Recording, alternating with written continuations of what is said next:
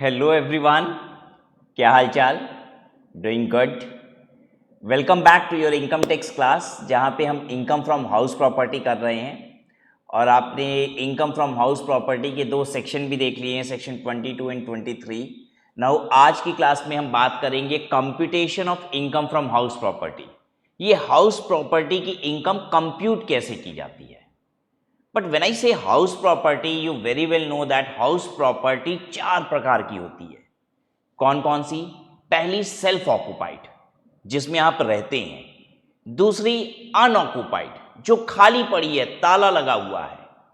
तीसरी let out property, जिसको आपने किराए पे दिया है। और चौथी डीम्ड लेट आउट, जिसको आपने किराए पे दिया नहीं है, लेकिन ये मान लिया जाएगा कि वो प्रॉपर्टी किराए पे है। कौन सी प्रॉपर्टी मान ली जाती है कि किराए पे है? अगर सेल्फ ऑक्युपाइड और अनऑक्युपाइड मकान दो से अधिक है आपका, तो वो सारा का सारा क्या कहलाता है? डीम लेट आउट मकान। राइट? तो एक बार चलिए इसी बात को अच्छे से देखते हैं and then will proceed to computation of income from house property.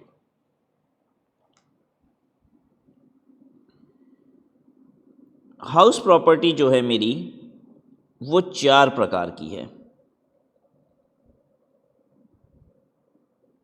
कौन कौन सी? Self occupied, unoccupied, let out and deem let out. और शॉर्ट में हम ऐसे ही लिखते हैं एसओ, सेल्फ ऑक्युपाइड। अनऑक्युपाइड को यूओ लिखेंगे, लेट आउट को एलओ लिखेंगे और डीम लेट आउट को डीएलओ लिखेंगे। ठीक है। अगर मान लीजिए मेरा सेल्फ ऑक्युपाइड मकान, देखिए, और कैलकुलेशन के जो तरीके हैं ना, वो तीन डिफरेंट तरीके हैं। एसओ के लिए क्या होता है? एसओ प्रॉपर्टी में कैलकुलेशन होता है, एनएवी निल हो जाती है। एलओ में क्या होता है? एलओ में लेट आउट प्रॉपर्टी में हम लेते हैं एक्चुअल रेंट या फिर एक्सपेक्टेड रेंट में जो हायर होता है। और डीएलओ की कैलकुलेशन का जो तरीका होता है, ये डीम लेट आउट है तो एक्चुअल रेंट तो आता नहीं है, तो यहां पे एक्सपेक्टेड रेंट को ही लिया जाता है।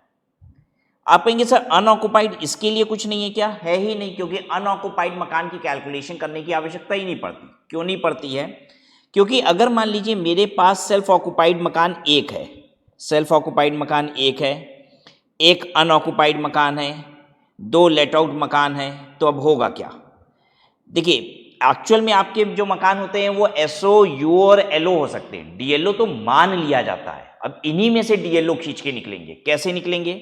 देखिए, अगर एक सेल्फ ऑक्युपाइड मकान है, एक अनऑक्युपाइड मकान है, तो इसको भी एसओ ट्रीट कर लिया जाएगा, सेल्फ ऑक्युपाइड। दो मकान आपको सेल्फ ऑक्युपाइड मान लिया जाता है, तो इसका फाइनल कंक्लूजन क्या आएगा इस वाली सिचुएशन में? इस वाली सिचुएशन में आपका दो सेल्फ ऑक्युपाइड मकान हो जाएगा और दो लेट आउट मकान हो जाएगा। ये जो अनऑक्युपाइड है ये सेल्फ ऑक्युपाइड मान लिया जाएगा। अब मान लीजिए मेरे पास दो सेल्फ ऑक्युपाइड मकान है, एक अनऑक्युपाइड मकान है, दो लेट आउट मकान है, तो अब क्या होगा? सेल्फ ऑक्युपाइड मकान दो ही माना जाता है। ठीक है, दो लेट आउट मकान है, तो ये अनऑक्युपाइड मकान क्या मान लिया जाएगा? डीम लेट आउट मान लिया जाएगा। तो this would be your deem let out. ये वाला मकान डीम लेट आउट मान लिया जाएगा। क्लियर हो रही है बात आपको? मतलब when you are calculating income, तो your house property can either be self occupied, let out और डीम लेट आउट।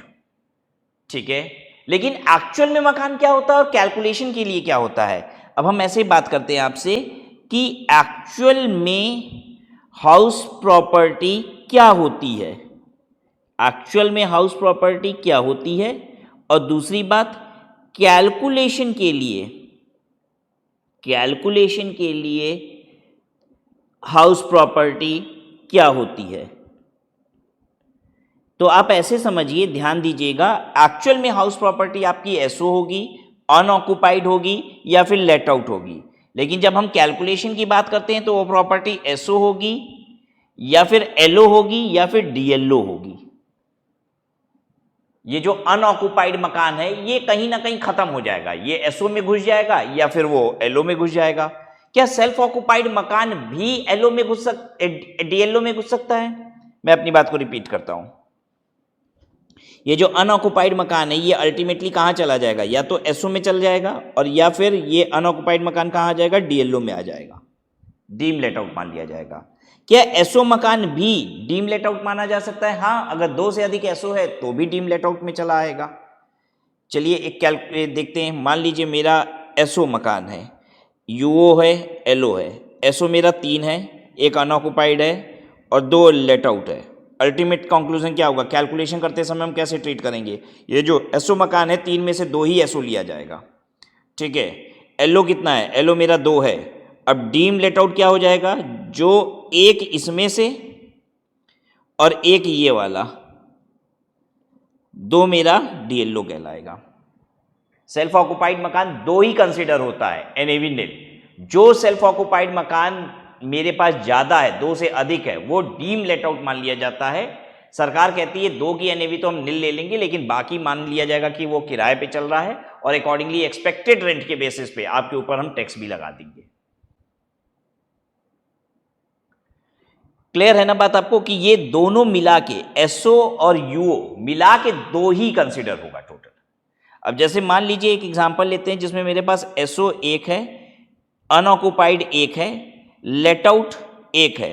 तो अल्टीमेटली क्या होगा? कैलकुलेशन जब हम करेंगे तो 2 को एसओ ट्रीट कर लेंगे, जिसमें एनएवी नील ले लेंगे और एलओ को 1 ले लेंगे, बात खत्म हो गई। कोई डीएलओ नहीं बना यहां पे, ये दोनों ही एसओ बन गए। ये भी एसओ है और ये भी एसओ है।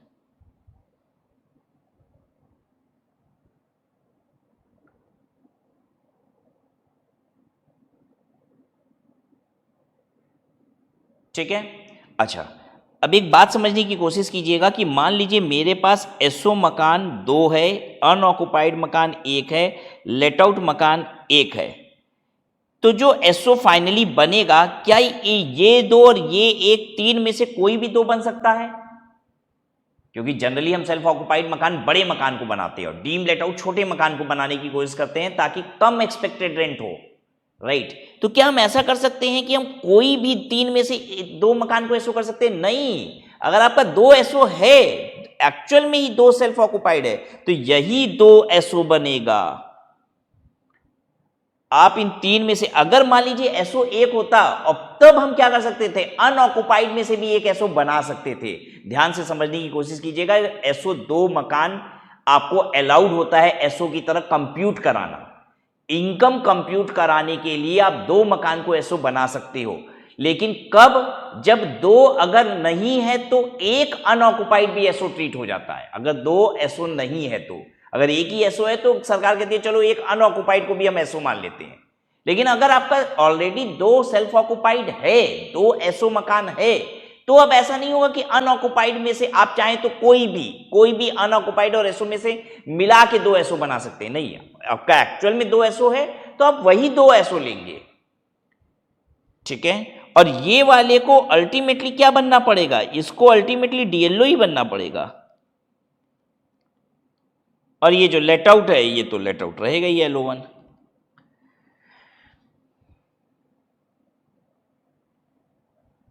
ठीक है। तो चलिए आइए, अब हम तैयार हैं computation of income from house property के लिए। सबसे पहले आपको कंप्यूट करना पड़ता है इनकम फ्रॉम हाउस प्रॉपर्टी के लिए जीएवी, और यही सबसे बड़ा पेच है। अगर आपने जीएवी कंप्यूट कर लिया तो इसके बाद जितना भी कैलकुलेशन है वो अपने आप सही होगा, इस बात की गारंटी मैं लेता हूं। बस आप जीएवी सही कंप्यूट कर दीजिए, राइट। तो जीएवी की कंप्यूटेशन कैसे होती है ये हम बाद में सीखेंगे। पहले जीएवी के बाद का जितना प्रोसेस है वो सीख लेते हैं। मतलब एज्यूम कर लीजिए कि हमें जीएवी पता है, and now we are going to compute income from house property with the help of GAV. However, GAV computation is altogether a different task and this will require more expertise, right? तो GAV अगर मेरा आ गया है, क्या होता है GAV? वैसे तो अभी हम आपको सिखा नहीं रहे हैं, लेकिन फिर भी बस आपके दिमाग में डाल दें। बार बार हम बात कर रहे थे ना कि एक्चुअल रेंट या फिर एक्सपेक्टेड रेंट में से जो ज्यादा होता है वो लिया जाता है, यही है GAV। एक्सपेक्टेड रेंट और actual rent whichever is higher is your GAV. Now we have to learn कि how do we compute this GAV, but we'll do it in the later part. अब GAV आ गया आपका, जो भी expected rent actual rent में से higher था वो GAV आपका आ चुका है। Now what you have to do, इसके बाद आप इसमें से घटाएंगे म्युनिसिपल टैक्सेस। क्या घटाएंगे GAV में से? हम ग्रॉस एनुअल वैल्यू GAV में से घटाएंगे म्युनिसिपल टैक्सेस। क्या होता है municipal taxes? This is the taxes paid to municipality. आप म्युनिसिपैलिटी को जो टैक्स पे करते हैं, म्युनिसिपैलिटी का मतलब नगर निगम को आप टैक्सेस पे करते हैं। आप कौन कौन से टैक्सेस पे करते हैं in respect of property to municipal corporation? यहां पे म्युनिसिपल टैक्सेस का मतलब क्या है? The taxes which you pay in respect of house property to municipal corporation. तो in respect of house property you pay 4 taxes to municipal corporation. पता है कौन कौन से? आप हाउस टैक्स देते हैं, आप वाटर टैक्स देते हैं, मकान के रिस्पेक्ट में आप म्युनिसिपैलिटी में हाउस टैक्स जमा करते हैं, वाटर टैक्स जमा करते हैं, सीवरेज टैक्स जमा करते हैं और फायर टैक्स जमा करते हैं। आप हाउस टैक्स देते हैं, अगर आपको नहीं पता हो तो आज घर पे मम्मी पापा से पूछ लीजिएगा, जरा सा दिखाइए तो म्युनिसिपल कॉर्पोरेशन वाली फाइल, वो इकट्ठा करके रखे भी होंगे। हाउस टैक्स आपका जमा होता है घर का, वाटर टैक्स जमा होता है, सीवरेज टैक्स जमा होता है और फायर टैक्स जमा होता है, राइट? तो ये चारों टैक्सेस जमा होते हैं। इन चारों को मिला के ही हम क्या बोलते हैं? इन चारों को मिला के बोला जाता है म्युनिसिपल टैक्सेस। ठीक है, अच्छा अब यहां पे क्या होता है ग्रॉस एनुअल वैल्यू में? ग्रॉस एनुअल वैल्यू में आता है एक्चुअल रेंट या एक्सपेक्टेड रेंट में से जो ज्यादा है। ठीक है, लेकिन मैं आपको एक बात बताऊं, ज्यादा आएगा क्या? Actual rent. एक्सपेक्टेड रेंट का मतलब है सरकारी मूल्यांकन है वो, कि भाई सरकार के हिसाब से कितना टैक्स उस प्रॉपर्टी का कितना किराया बनना चाहिए। एक्चुअल में अगर सरकार के हिसाब से एक प्रॉपर्टी का किराया बनना चाहिए साल भर का 1 लाख रुपया, तो पता है मार्केट में एक्चुअल में किराया कितना चल रहा है? 2-2 लाख चल रहा है, 2.5 लाख रुपए चल रहा है। अरे बहुत ज्यादा चल रहा है। जितना मार्केट में प्रॉपर्टी की वैल्यू बढ़ी है ना, उसी तरीके से किराया भी खूब बढ़ गया है। सरकार के हिसाब से तो आज भी किराया बहुत कम है प्रॉपर्टीज का, सरकार को पता ही नहीं है, इंक्रीज ही नहीं किया है सरकारी मूल्यांकन में, राइट? और मार्केट में एक्चुअल रेंट बहुत ज्यादा है। तो सच पूछिए तो जीएवी क्या है? जो किराया एक्चुअल में आया है कि नहीं? मतलब प्रैक्टिकल बात करें तो थ्योरेटिकली देखिए, आप एग्जाम देंगे, जब एग्जाम देंगे ना तब तो पेपर बनाने वाले को तो थ्योरेटिकल क्वेश्चन क्रिएट करना है, वो तो कुछ भी ज्यादा कर देगा। ठीक है, उसको तो फिगर लिखनी है ना, वो तो लिख देगा एक्सपेक्टेड रेंट 5 लाख रुपया, एक्चुअल में आया है 3 लाख रुपया। But what I wanted to tell you कि in market actual rent is much higher than expected rent. थोड़ा बहुत ज्यादा नहीं है, बहुत ज्यादा है। तो let us try to understand this law practically, then you will find कि जीएवी जो है वो एक्चुअल में रेंट आया है, राइट? अगर मान लीजिए मुझे 3 लाख रुपए का किराया आया है और मैंने जो म्युनिसिपैलिटी को टैक्सेस भरा है वो 10,000 रुपए का भरा है, तो एक बात बताइए, मेरी प्रॉपर्टी से इनकम कितनी है? 2,90,000 ही तो है। प्रॉपर्टी से 3 लाख रुपए का किराया आया, 10,000 रुपए का मैंने प्रॉपर्टी की वजह से टैक्सेस सरकार को जमा किया, house tax, water tax, sewerage tax, ये सब जमा किया, तो मेरी किराए से इनकम हुई कितनी? 3 लाख माइनस 10,000, 2,90,000 ही तो हुई। हाँ, तो यही तो सरकार भी कह रही है भाई म्युनिसिपल टैक्सेस अगर आपने जमा किया है तो वो हम आपको लेस करने देंगे। लेकिन जरा सोच के देखिए, मुझे किराया मिला 3 लाख रुपया और उस प्रॉपर्टी का जो म्युनिसिपल टैक्सेस बनता था 10,000 रुपया, सब मिला के हाउस टैक्स, वाटर टैक्स सब मिला के 10,000 रुपया बनता था, वो किराएदार ने खुद ही जमा कर दिया। 3 लाख रुपया हमको भी दे दिया और 10,000 रुपया किराएदार वो भी जमा कर दिया। अब बताओ मेरी आमदनी कितनी है? अब तो 3 लाख रुपया पूरा मिला, हमको कुछ देना तो पड़ा नहीं, तो मेरी इनकम कितनी? 3 lakh. Income from house property में आप क्या निकाल रहे हैं? जो मकान मालिक है उसकी इनकम या जो किराएदार है उसका खर्चा? मकान मालिक की इनकम निकाल रहे हो, आपको नहीं मतलब टेनेंट ने कितना पे किया, आप मकान मालिक की इनकम निकालिए। ध्यान से सुनिए, मैं मकान मालिक, मुझे 3 लाख रुपया किराया मिला और 10,000 रुपये मुझे देना पड़ा, तो मैं कहूंगा मेरी आमदनी है 290। मुझे 3 लाख रुपए का किराया मिला और मुझे म्युनिसिपल टैक्सेस नहीं देना पड़ा क्योंकि किराएदार ने खुद ही जमा कर दिया वो, तो मेरी आमदनी कितनी? 3 लाख रुपया। तो यही बात यहां पे लिख रहा है, देखिए, ग्रॉस एनुअल वैल्यू में से म्युनिसिपल टैक्सेस लेस करना है अगर पेड बाई ओनर है तो।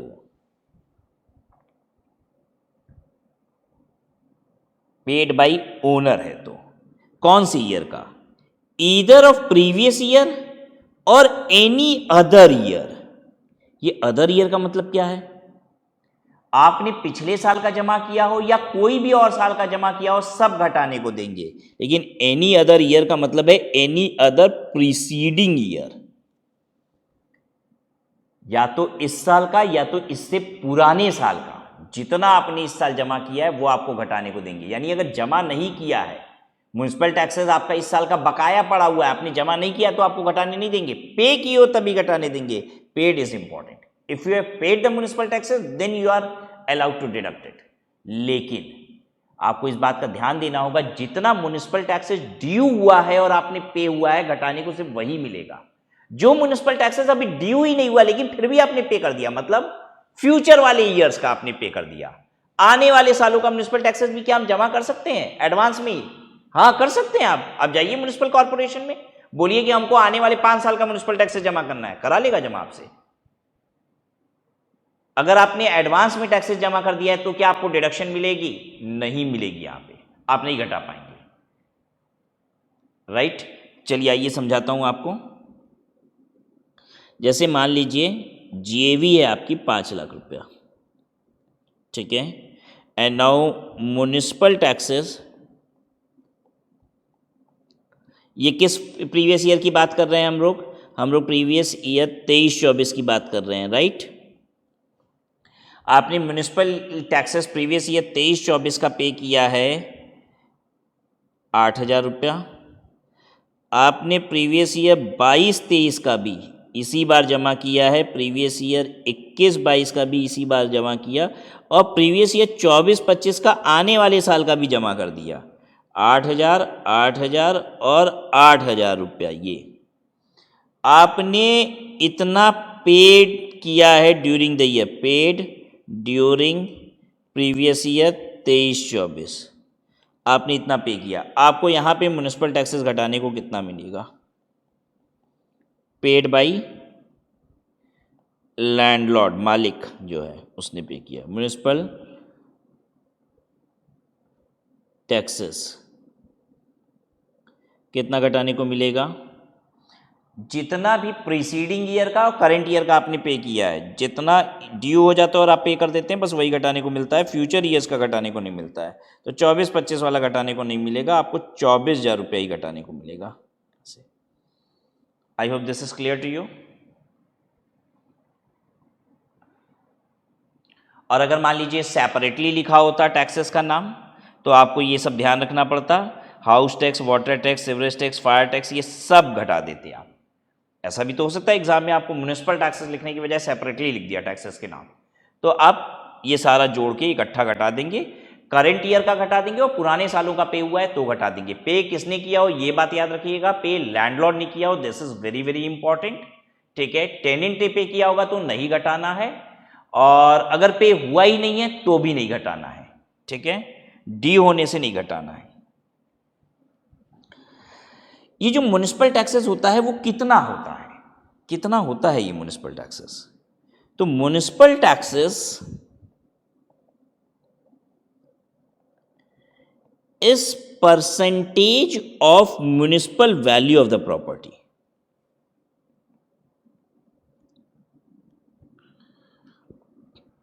इसका क्या मतलब है? जैसे मेरा मकान है, ये देखिए, हम अपना मोहल्ला दिखाते हैं आपको, ये मेरा मोहल्ला है, ये मेरा वाला घर है, ठीक है। मेरे बगल में जो घर है वो इतना बड़ा है, ठीक है, एकदम मेरे बगल में ही है।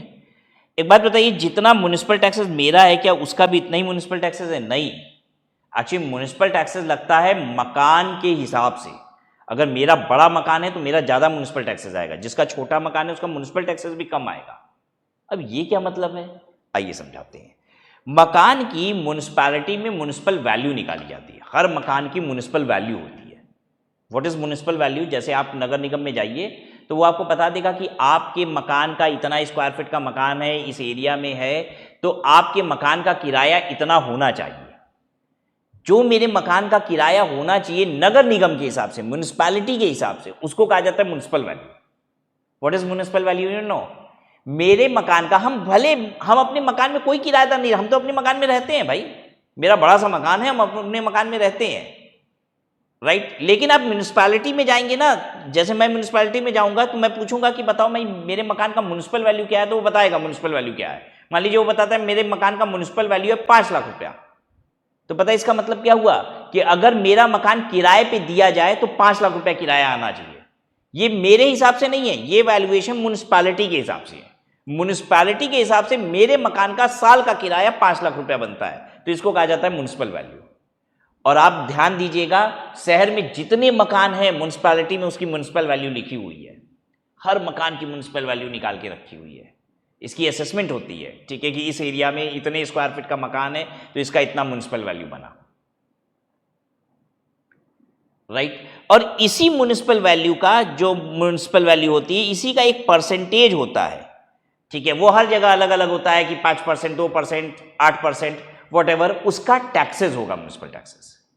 जैसे मेरे मकान का म्युनिसिपल वैल्यू था 5 लाख रुपया, अब मान लेते हैं बनारस में 2% म्युनिसिपल टैक्सेस होता है, तो 2% ऑफ 5 लाख कितना हुआ? 10,000 रुपया। ये साल का टैक्स बनेगा मेरा। आई बात समझ में? ये मेरा म्युनिसिपल टैक्सेस हो जाएगा। अब ये परसेंटेज वगैरह सब नगर निगम का होता है, आपको इससे मतलब नहीं है, आपको एग्जाम में सीधे बता देगा, ठीक है। क्या बताएगा? या तो सीधे म्युनिसिपल टैक्सेस बता देगा, और नहीं तो कहेगा कि म्युनिसिपल टैक्सेस इज 5%। अब ये ऑफ म्युनिसिपल वैल्यू नहीं बताएगा, लेकिन क्वेश्चन में म्युनिसिपल वैल्यू कहीं दिया होगा, तो ये आपको याद रखना होगा कि municipal taxes is percentage of what? Is of percentage of municipal value. तो this you will have to remember कि this is percentage of municipal value, right. तो ग्रॉस एनुअल वैल्यू में से आप म्युनिसिपल टैक्सेस घटा देंगे तो आपको मिल जाएगा नेट एनुअल वैल्यू। शॉर्ट में हम कैसे बोलते हैं? हम इसे बोलते हैं GAV, gross annual value, less municipal taxes is NAV. जब एनएवी आ जाता है तो उसके बाद इसमें से सेक्शन 24 का डिडक्शन मिलता है। सेक्शन 24 के तहत भी 2 डिडक्शन मिलता है, सेक्शन 24A और सेक्शन 24B। ध्यान दीजिएगा, सेक्शन 24A है, ये सेक्शन है 24A, ये 24.A नहीं है, point number A, point number B। ये सेक्शन 24A है, सेक्शन 24B है। याद कर लीजिए सेक्शन, सब सेक्शन के साथ, section 24A, section 24B। 24A क्या है? Standard deduction 30%।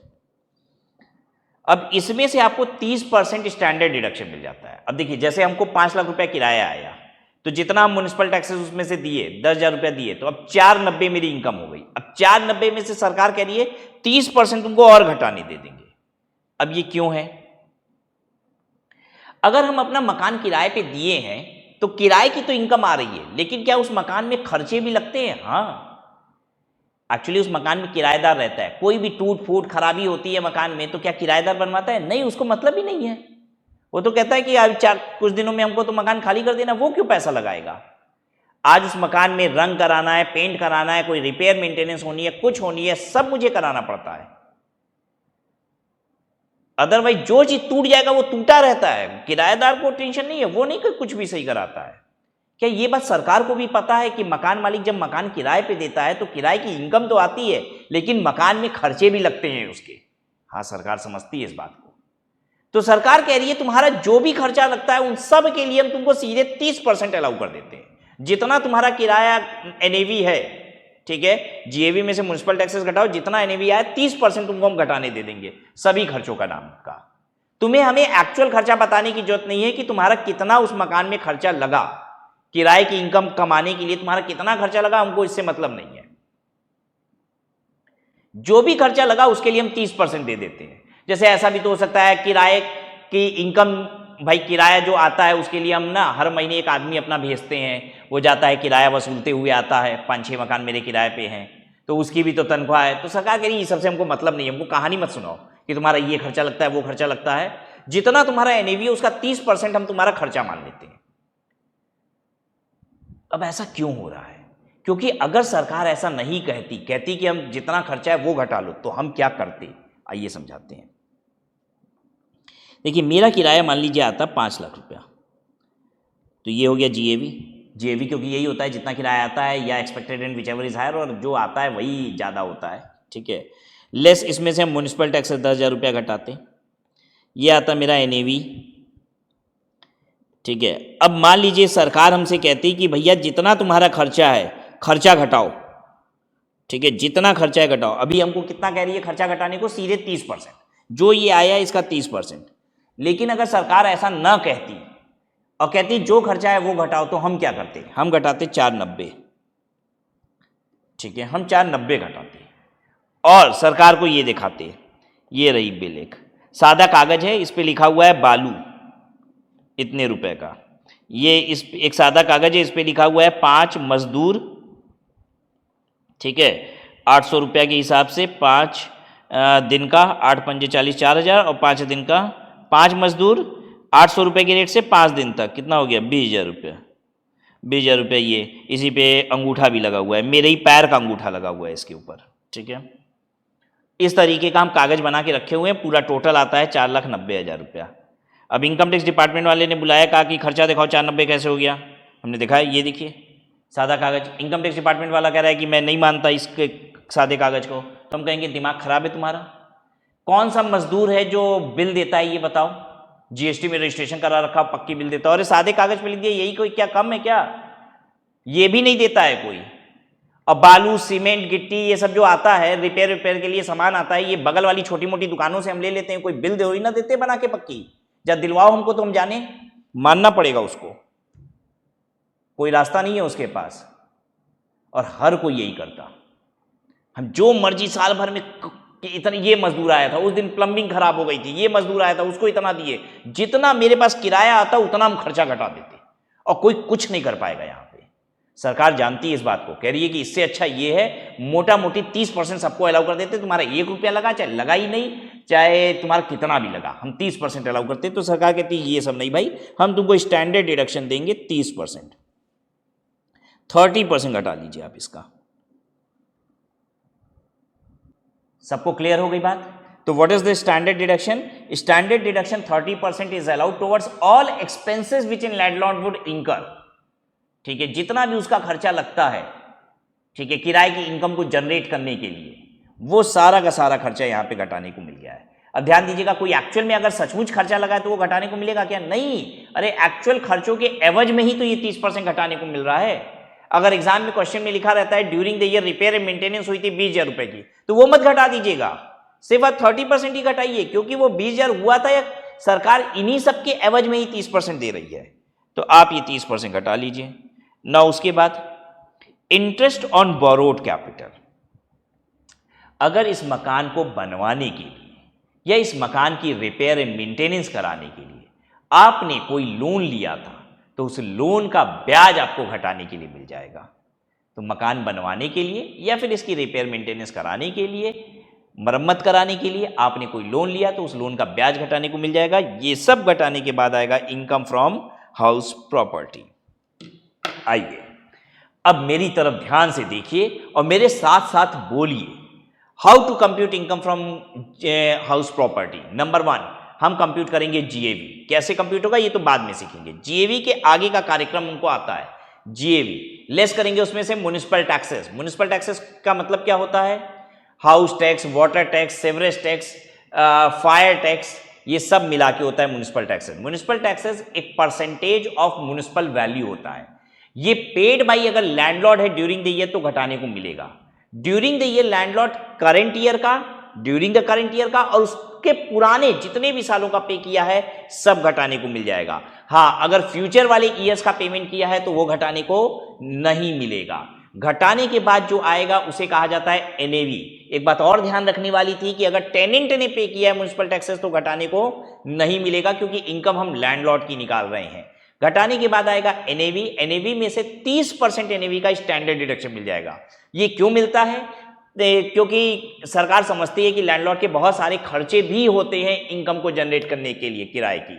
ठीक है, मकान का रिपेयर मेंटेनेंस होता है, किराए की वसूली होती है, ये सब में खर्चे लगते हैं, वो सब घटाने के लिए मिल जाता है। उसी के लिए खर्चा घटाने को मिलता है 30%। इसके बाद अगर उस मकान को खरीदने के लिए या फिर बनवाने के लिए या फिर रिपेयर एंड मेंटेनेंस कराने के लिए, मकान खरीदने के लिए, मकान बनवाने के लिए या फिर उस पर रिपेयर एंड मेंटेनेंस कराने के लिए अगर कोई हमने कर्ज लिया है तो उस पर जो ब्याज हमने पे किया है वो भी हमें घटाने को मिल जाएगा। ये घटाने के बाद आएगा income from house property.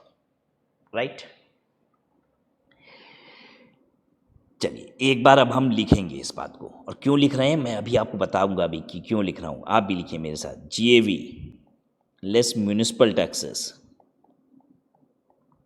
is NAV less deduction under section 24A standard deduction and 24B interest on capital, interest on borrowed capital। GAV में से म्यूनिसिपल टैक्सेस घटाएंगे, NAV आएगा, इसमें से स्टैंडर्ड डिडक्शन और इंटरेस्ट घटाएंगे, ये इनकम फ्रॉम HP आएगा। अब आपने पढ़ा था कि प्रॉपर्टी 3 प्रकार की है होगी for the purpose of calculation. क्या कौन कौन सी होगी? SO होगी, LO होगी और DLO होगी, यही होगी SO LO DLO, ठीक है। अनऑक्युपाइड जो प्रॉपर्टी होगी तो वो तो या तो SO में घुस जाएगी, या तो SO कहलाएगी वो। अगर मान लीजिए SO एक ही मकान है तो वो अनऑक्युपाइड मकान SO कहला जाएगा, ठीक है। और नहीं तो वो अनऑक्युपाइड मकान कहाँ चला जाएगा? DLO में चला जाएगा। अगर SO भी 2 से अधिक है तो वो भी DLO ही कहलाएगा for the purpose of calculation, ठीक है। तो फाइनली जो मेरे पास मकान for the purpose of calculation रहता है वो ये 3 रहता है, SO LO DLO, ठीक है। SO में NAV नील होती है। बहुत सुंदर बात, जब SO मकान की बात करेगा जो 2 मकान की, तो वहाँ NAV ही नील हो जाएगी। अब यही सिखाने के लिए तो ये सब बनाए हैं हम। SO मकान में, SO मकान में यहाँ से कहानी शुरू होगी कैलकुलेशन, उसके ऊपर से मतलब भी नहीं है। SO में NAV नील हो जाएगी। अगर NAV नील है तो हमको 30% स्टैंडर्ड डिडक्शन मिलता है, मालूम है आपको। तो नील का 30% कितना होगा? नील ही होगा, यानी ब्याज जो होगा एक्चुअल में वो घटेगा, ठीक है। और अगर ब्याज होगा तो ये फिगर निगेटिव आएगी, और ब्याज भी अगर नहीं है, मान लीजिए कोई लोन वोन लिए ही नहीं है, तो ये नील आएगा। यानी SO के केस में ये जो इनकम होती है या तो निगेटिव होती है या तो नील होती है। एम आई राइट? या सोच के देखिए, ये इंटरेस्ट अगर नील होता, ये इंटरेस्ट अगर नील होता, यहाँ पे इंटरेस्ट भी नहीं होता तो सीधे आंसर नील आ जाता। लेकिन अगर इंटरेस्ट है तो ये फिगर माइनस में आ जाएगी, क्योंकि नील में से कोई ब्याज घटाएंगे तो माइनस में फिगर आ जाएगी। यानी SO प्रॉपर्टी के केस में इनकम या तो निगेटिव आती है या तो नील आती है। अब ये क्या मतलब है? जब इनकम माइनस में आएगी तो आपकी बाकी इनकम को एडजस्ट करके कम कर देगी। देखिए, ग्रॉस टोटल इनकम में 5 हेड की इनकम जोड़ी जाती है, जिसमें से 1 हेड की इनकम मेरी निगेटिव आ रही है, तो ये बाकी हेड की इनकम को कम कर देगा और मेरी टोटल इनकम कम हो जाएगी। कोई भी निगेटिव इनकम अगर है तो वो दूसरी पॉजिटिव इनकम को खत्म करती है, कम करेगी पॉजिटिव इनकम को। अल्टीमेटली मेरा टैक्स कम हो जाएगा। ये सरकार हमें फायदा दे रही है। एक्चुअली सरकार आपको मकान खरीदने बनवाने के लिए प्रोत्साहन दे रही है। क्या आपको मालूम है कि सरकार ये बात प्रमोट करती है कि आपके पास अपना घर हो, अपना मकान हो? हाँ, इसके प्रोत्साहन के लिए सरकार ऐसा कर रही है। कह रही है कि अगर तुम्हारा ब्याज है तो घटाओ, इनकम माइनस में चली जाएगी। अब आपको समझ में आ रहा है कि क्यों हम जिस मकान में रहते हैं, सेल्फ ऑक्युपाइड मकान, वो भी चार्जेबल टू टैक्स गवर्नमेंट ने बनाया है। हम बार बार आपसे कह रहे थे, वैल्यू जो NAV होती है ना, उसकी वैल्यू जो होती है वो नील होती है, लेकिन 2 मकान जिसमें आप खुद रहते भी हो वो भी चार्जेबल टू टैक्स है। एक्चुअली चार्जेबल टू टैक्स करके ही गवर्नमेंट ने फायदा देने की कोशिश की है आपको, कि जब वो चार्जेबल टू टैक्स होगा तो वो इनकम जो माइनस होगी ना, वो एडजस्ट हो जाएगी आपकी दूसरी इनकम से, और आपकी इनकम कम हो जाएगी, टैक्स कम हो जाएगा।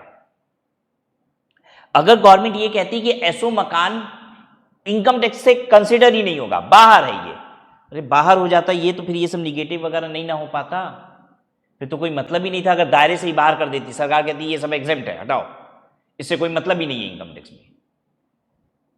तो सरकार उल्टे इसको चार्जेबल टू टैक्स बना के आपको फायदा देने की कोशिश कर रही है कि अगर आपका ब्याज है तो वो आप घटा लीजिए, आपकी इनकम माइनस में हो जाएगी, दूसरी इनकम से आप एडजस्ट कर दीजिएगा, ग्रॉस टोटल इनकम कम हो जाएगी, आपका टैक्स कम हो जाएगा। राइट? चलिए अब हम बात करते हैं LO मकान में क्या होगा। अगर आपका मकान LO है तो शुरू होगी कहानी यहाँ से, क्योंकि यहीं पे होगा GAV एक्सपेक्टेड रेंट और actual rent whichever is higher, और फिर म्यूनिसिपल टैक्सेस घटाएंगे, दिस सारा प्रोसेस करेंगे। अगर मकान मेरा DLO होगा तो हम क्या करेंगे? अगर मकान DLO होगा तो एक्सपेक्टेड और actual rent whichever is higher नहीं हो पाएगा, यहाँ पे आएगा एक्सपेक्टेड रेंट, और कैलकुलेशन आगे बढ़ जाएगी। Municipal taxes this. अब एक बात बताइए, क्या आपको सभी मकान के लिए income from house property compute करने आ गया? हाँ, हमें जीएवी नहीं आता, हमें मालूम है, लेकिन जीएवी अगर आ गया तो हमको उसके आगे का सारा प्रोसेस समझ में आ गया। बोलिए हाँ या ना।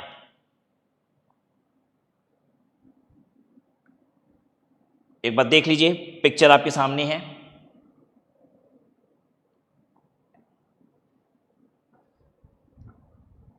Okay, now next part. अब ध्यान दीजिएगा, एसओ में तो यहीं से हम कहानी शुरू करते हैं, एसओ में तो यहीं से कहानी शुरू हो रही है, लेकिन एलओ और डीएलओ के केस में कहानी शुरू हो रही है जीएवी से। क्या ऐसा पॉसिबल है कि जब हम इसमें से म्युनिसिपल टैक्सेस को घटाएंगे तो ये वाली फिगर भी मेरी निगेटिव आ जाए? ऐसा पॉसिबल है? पॉसिबल है। कैसे पॉसिबल है, मैं आपको बताता हूं। मान लीजिए हम पिछले 20 साल का इस बार म्युनिसिपल टैक्सेस जमा कर रहे हैं, तो जितना मेरा जीएवी नहीं था उससे ज़्यादा मेरा म्युनिसिपल टैक्सेस ही हो गया, तो यही फिगर निगेटिव आ गई मेरी। ऐसा पॉसिबल है, हम पॉसिबिलिटी की बात कर रहे हैं अभी, ठीक है। तो ये फिगर भी निगेटिव आ सकती है। अगर ये फिगर निगेटिव आ गई तो आपको स्टैंडर्ड डिडक्शन मिलेगा? नहीं, स्टैंडर्ड डिडक्शन तो तभी मिलेगा जब एनएवी पॉजिटिव है, पॉजिटिव एनएवी पे स्टैंडर्ड डिडक्शन मिलेगा। अगर ये निगेटिव हो गया तो स्टैंडर्ड डिडक्शन नहीं मिलेगा, ये नील हो जाएगा, ये नील हो जाएगा if it is negative, if NAV is negative. ये पॉजिटिव होता तो उसका 30% मिलता, लेकिन ये पॉजिटिव भी हो सकता है। हाँ, ये पॉजिटिव भी हो सकता है, ये तो पॉजिटिव फिगर भी हो सकती है। भाई म्युनिसिपल टैक्सेस कम ही होगा हमेशा जीएवी से, लेकिन मान लीजिए हमने एक एग्जांपल लिया कि बहुत साल पुराना भी हम म्युनिसिपल टैक्सेस जमा किए, तो क्वाइट पॉसिबल कि भाई आपकी ये फिगर निगेटिव आ जाए, ठीक है। स्टैंडर्ड डिडक्शन तो आपको नहीं मिल पाएगा निगेटिव होने पे, लेकिन क्या इंटरेस्ट घटाने को मिलेगा? इंटरेस्ट आपको हर हाल में घटाने को मिलता है, ठीक है। निगेटिव होगा तो वो और निगेटिव हो जाएगा, फर्क नहीं पड़ता।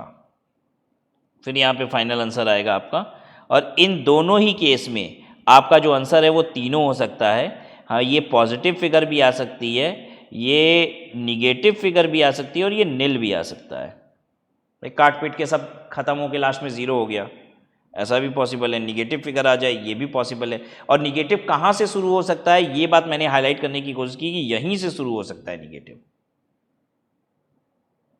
बस एक ही चीज है, निगेटिव के केस में आपको स्टैंडर्ड डिडक्शन नहीं मिल पाएगा। स्टैंडर्ड डिडक्शन तभी मिलेगा जब एनएवी पॉजिटिव है। Standard deduction at the rate of 30% will not be allowed if NAV is negative. However, interest on borrowed capital will be allowed. Interest on borrowed capital तो हर हाल में आपको deduct करने हम देंगे। चलिए, कैसा रहा यहां तक? बढ़िया था। तो अब हम फोकस करते हैं जीएवी पे, और अब आपका अटेंशन लेवल बहुत हाई हो जाना चाहिए। जीएवी की कंप्यूटेशन में दो चीजें होती हैं। एक होता है expected rent, ER is equal to expected rent, और एक्सपेक्टेड रेंट की कैलकुलेशन के लिए आपको तीन चीजें जानने की जरूरत है: म्युनिसिपल वैल्यू, फेयर रेंट और स्टैंडर्ड रेंट। जीएवी की कंप्यूटेशन के लिए एक दूसरी चीज चाहिए होती है, एक्चुअल रेंट, ठीक है। और एक्चुअल रेंट के लिए आपको जानना है annual rent.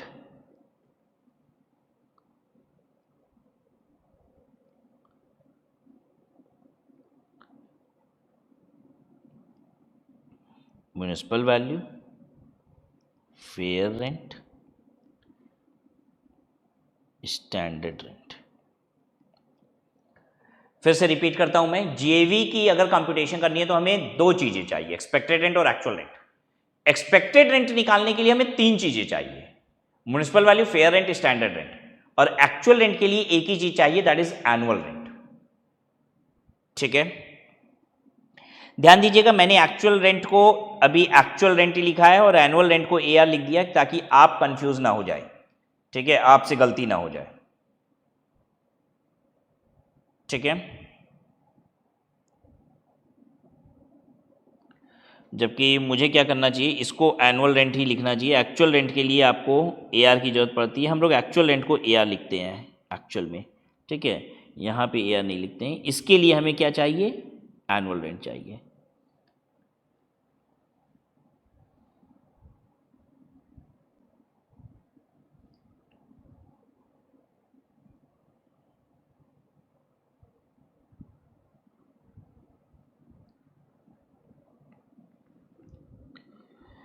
Now what is this municipal value? Municipal value क्या चीज़ है? मैंने आपको बताया कि म्युनिसिपैलिटी के हिसाब से आपके मकान का जितना किराया बनता है, जितना किराया होना चाहिए, उसको कहा जाता है म्युनिसिपल वैल्यू। इसे हम कहते हैं rateable value of the property. Rateable value का मतलब होता है किराए की वैल्यू कितनी है इसकी। तो म्युनिसिपैलिटी के हिसाब से आपके मकान की का किराया कितना होना चाहिए, इसे कहा जाता है municipal value. Now coming to next, fair rent क्या चीज़ है? मेरे ही मोहल्ले में मेरे जैसे मकान का किराया कितना आ रहा है, मतलब मेरे मकान का किराए की बात मत कीजिए, निकालना तो मेरे के मकान का एक्सपेक्टेड रेंट है। किसका एक्सपेक्टेड रेंट निकालना है? मेरे मकान का, ठीक है। तो मेरे मकान की म्युनिसिपल वैल्यू क्या होगी? मेरे मकान का अगर आपको एक्सपेक्टेड रेंट निकालना है तो मेरे मकान की म्युनिसिपल वैल्यू क्या है? म्युनिसिपैलिटी के हिसाब से मेरे मकान का जो किराया आना चाहिए। नाउ मेरे मकान का फेयर रेंट क्या है? जिस मोहल्ले में मेरा मकान है उसी मोहल्ले में अगल बगल कहीं मेरे जैसे ही मकान का किराया कितना लिया जा रहा है, तो ये कहलाएगा मेरे मकान के लिए फेयर रेंट। एक्चुअली मेरे मोहल्ले में मेरे जैसा और मकान है, तो उसका किराया आ रहा है 2 लाख रुपया साल का, तो मेरे मकान का 2 लाख रुपया कहलाएगा फेयर रेंट। तो तीसरी बात, स्टैंडर्ड रेंट। स्टैंडर्ड रेंट क्या होता है? आपको पता है हमारे देश में एक कानून चलता है जिसका नाम है rent control act. Rent control act. अच्छा, ये कानून नेशनल लेवल पे नहीं बनता, ये कानून बनता है स्टेट लेवल पे या फिर लोकल अथॉरिटी लेवल पे, ठीक है। या तो स्टेट लेवल पे बन सकता है या तो लोकल अथॉरिटी लेवल पे बन सकता है। हमारे देश में इसको लोकल अथॉरिटी लेवल पे ही बनाया गया है, यानी हर लोकल अथॉरिटी अपने हिसाब से इस रेंट कंट्रोल एक्ट को बना सकती है। तो किसी किसी लोकल अथॉरिटी ने बनाया है, किसी ने नहीं भी बनाया है। यानी मैं आपको पहले तो ये बताना चाहता हूं कि हमारे देश के हर शहर में रेंट कंट्रोल एक्ट नहीं है, ठीक है। कहीं है, कहीं नहीं भी है। अब ये रेंट कंट्रोल एक्ट होता क्या है? ये कानून बनाया गया है जो टेनेंट हैं उनके सेफगार्ड के लिए, उनके बचाव के लिए, ताकि उनसे बहुत ज्यादा किराया ना वसूला जाए। मतलब किराए पे लगाम लगाने के लिए, लैंडलॉर्ड को कस के रखने के लिए कि भाई बहुत ज्यादा किराया मत वसूलो, भाई शोषण मत करो किसी का, इसके लिए ये कानून बनाया गया है। तो रेंट कंट्रोल एक्ट क्या करती है? जिस जिस शहर में रेंट कंट्रोल एक्ट बनाया हुआ है, तो उस शहर में एक डिसाइडेड है कि इतनी बड़ी प्रॉपर्टी का इतना ही किराया मैक्सिमम हो सकता है, यही लीगल है।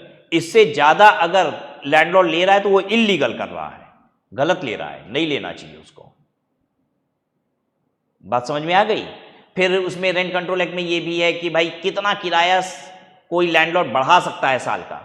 नहीं तो दिखते नहीं हो किराएदारी लोग ऐसे करते हैं, अभी किराया हम आपको 50,000 रुपये महीने पे दे रहे हैं, अगले साल से 11 महीने के बाद किराया हो जाएगा 60,000 रुपये महीना।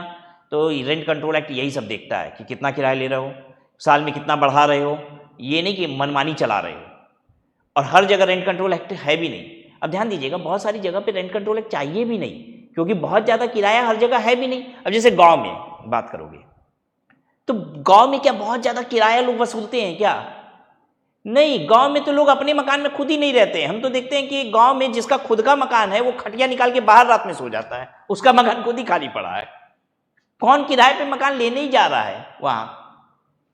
आई होप आप समझ पा रहे हैं। रेंट कंट्रोल एक्ट की जरूरत वहां पे है जहां पे किराएदार बहुत है, लोगों को किराए पे मकान चाहिए, और वहां पे जो लैंडलॉर्ड है वो शोषण कर रहा है, उसका मनमाना किराया वसूल रहा है एकदम से दबा के, तो वहां पे लग जाता है रेंट कंट्रोल एक्ट, ठीक है। तो रेंट कंट्रोल एक्ट अगर आपके शहर में लगा हुआ है तो रेंट कंट्रोल एक्ट के हिसाब से, ठीक है, मैक्सिमम किराया कितना होना चाहिए आपके मकान का, इसे कहा जाता है स्टैंडर्ड रेंट। अब ध्यान दीजिए, कोई जरूरी नहीं है कि आपके मकान का कोई स्टैंडर्ड रेंट हो, क्योंकि आप जिस शहर में हो वहां रेंट कंट्रोल एक्ट है ही नहीं है तो स्टैंडर्ड रेंट नहीं होगा। जिस शहर में आपका मकान है उस शहर में रेंट कंट्रोल एक्ट लगता है तो ऑब्वियसली रेंट कंट्रोल एक्ट के हिसाब से भी कोई एक मैक्सिमम किराया होगा। तो वो मैक्सिमम किराया जो रेंट कंट्रोल एक्ट के हिसाब से उसको कहा जाता है स्टैंडर्ड रेंट। ठीक है, क्लियर हो गई इतनी बात यहां तक कि नहीं? What is municipal value? Municipality के हिसाब से कितना किराया आपके मकान का होना चाहिए। फेयर रेंट, मेरे ही मोहल्ले में अगल बगल में मेरे ही जैसे मकान का कितना किराया लिया जा रहा है, इस fair rent. Standard rent, rent control act के हिसाब से मेरे मकान का किराया मैक्सिमम कितना बनता है, इज स्टैंडर्ड रेंट। ठीक है, आइए पढ़ते जाते हैं। Municipal value, this the rateable value of the property determined by municipal corporation. Fair rent, fair rent is rent charge by similar property, मेरे जैसे ही प्रॉपर्टी का किराया कितना लिया जा रहा है। स्टैंडर्ड रेंट, इन सब की मदद से ही हम तीन चीज़ों की मदद से निकालेंगे कि भाई मेरे मकान का एक्सपेक्टेड रेंट कितना होना चाहिए। स्टैंडर्ड रेंट क्या है? Maximum rent a person can legally recover under rent control act. Rent control act के तहत ज़्यादा से ज़्यादा कितना किराया वसूला जा सकता है उस प्रॉपर्टी का, उसे कहा जाता है स्टैंडर्ड रेंट। ठीक है, annual rent, what is annual rent? Annual rent होता है रेंट पर मंथ इंटू 12, और इससे ही हम क्या कहते हैं, इसी की मदद से हम निकालते हैं एक्चुअल रेंट। थोड़ा सा आपको दर्द होगा यहां पे, मेरे किराएदार ने पता है किराया कितने महीने का दिया है, सिर्फ 8 महीने का। एक्चुअल रेंट 8 महीने का नहीं माना जा रहा है, क्योंकि हम निकाल देंगे रेंट पर मंथ में 12 मल्टीप्लाई करके एनुअल रेंट, और इसी को माना जाएगा एक्चुअल रेंट। आप देख रहे हैं ना, एनुअल रेंट के बेसिस पे एक्चुअल रेंट कैलकुलेट होता है। अभी छोड़ देते हैं कि कितना होगा कैसे होगा, अभी तो हम लोग ऊपर वाली बात नहीं कर रहे हैं ना, अभी तो हम लोग नीचे वाली ही बात कर रहे हैं। हमने अभी ये 3 सीखा, अभी ये 3 सीखा है, लेकिन होगा तो अल्टीमेटली वो एक्चुअल रेंट ही। तो दिमाग को तैयार रखें, हम एनुअल रेंट ले रही है सरकार यहाँ पे। मेरे किराएदार ने हमको 8 महीने का किराया दिया, ठीक है, क्या रेट से? 10,000 रुपया महीना, 10,000 इंटू 8 दिया 80,000 रुपया, लेकिन 10,000 इंटू 12 1,20,000 रुपये एनुअल रेंट लिया जाएगा इनकम निकालने के लिए। इन तीनों की मदद से एक्सपेक्टेड रेंट निकलेगा, इसकी मदद से निकलेगा एक्चुअल रेंट, और इन दोनों की मदद से ही निकलेगा जीएवी। यानी ये फिगर जितनी ज़्यादा होगी उतना ज़्यादा जीएवी आएगा मेरा, जितना ज़्यादा जीएवी आएगा उतनी ज़्यादा मेरी इनकम आएगी। यानी यहाँ तो कुछ लोचा है, एनुअल रेंट सरकार ले रही है।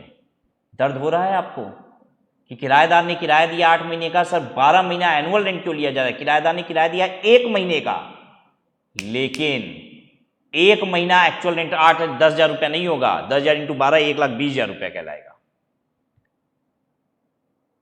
अगर आपको दर्द हो रहा है ना यहाँ पे, तो हम कहेंगे कि बेकार ही दर्द ले रहे हो, सरकार तो इससे ज्यादा दर्द देती है। अरे यहां कम से कम किराया आ तो रहा है, तब ना सरकार 12 महीने के किराए पे टैक्स ले रही है। अगर किराया आता ही नहीं तो भी प्रॉपर्टी डीम लेट आउट कहलाती है, और एक्सपेक्टेड रेंट आपकी इनकम बन जाती है, और टैक्स तब भी देना पड़ता है। यानी अगर 54 साल भर में किराया नहीं आता है ना, तो भी हम टैक्स देते हैं। अरे यहां तो कम से कम इनकम आ रही है, तो दर्द मत रखो, सरकार 12 महीने के किराए पे टैक्स लेती है। आज ये बात दिमाग पे बैठा लो, किराया आए चाहे ना आए, सरकार को इससे मतलब नहीं है। ठीक है, सो म्युनिसिपल वैल्यू, फेयर रेंट और स्टैंडर्ड रेंट के बाद निकलेगा एनुअल रेंट, और एनुअल रेंट क्या होता है? Rent per month into 12, rent per month into 12।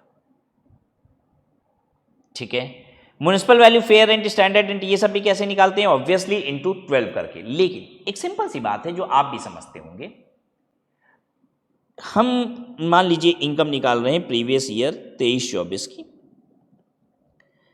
आपने प्रॉपर्टी परचेज ही की है, पता है कब? 1/5/23 को हमने प्रॉपर्टी खरीदी है भाई, 1 मई 2023 को। तो क्या इनकम 12 महीने की निकाली जा सकती है? नहीं भाई, इतनी बेरहम तो सरकार नहीं ना हो सकती। तुम्हारे पास प्रॉपर्टी थी नहीं तो भी कह रही है तुम्हारी किराए की इनकम आ गई। अरे भाई, जब प्रॉपर्टी है तब ना किराए की इनकम कहोगे, अप्रैल महीने में तो प्रॉपर्टी ही नहीं थी। ठीक है ना, तो इतना तो सबको समझ में आता है ना कि प्रॉपर्टी होगी, क्योंकि पहली बात बिल्डिंग है, आप उसके मालिक हो और वहां धंधा नहीं कर रहे हो तो इनकम होती है। ठीक है, बिल्डिंग तो हो, राइट। तो यहां पे प्रॉपर्टी आपके पास मई में आई है, सिर्फ 11 महीने के लिए आई है, तो ऑब्वियसली आप फिर ऐसा मत कहिएगा कि सर आपने तो 12 सिखाया था। 12 इन जनरल है, प्रॉपर्टी अगर 12 महीने नहीं है तो ऑब्वियसली ये सारी चीज ही 11 महीने के लिए निकलेगी। Municipal value, fair rent, standard rent और एनुअल रेंट, ये भी 11, एनुअल रेंट भी 11 महीना ही होगा, साल भर का किराया भी 11 महीना ही होगा। हम बोलेंगे annual rent, obviously it is an annual rent for the year, but for the year the property was with me only for 11 month. Similarly अगर आपने प्रॉपर्टी तो पहले की खरीदी हुई थी, लेकिन इस साल 29 फरवरी 2024 को प्रॉपर्टी सेल कर दी, अरे तो भाई 23-24 फाइनेंशियल ईयर 23-24 में मेरे पास प्रॉपर्टी क्या महीने थी? 11 महीने ही थी ना, तो 11 महीने ही निकलेगा। अब एक बात बताता हूं, बहुत ध्यान से समझिएगा। Rent for the period for which property is available for letting out, इतने पीरियड का ही एनुअल रेंट लिया जाता है। मैं समझाता हूं।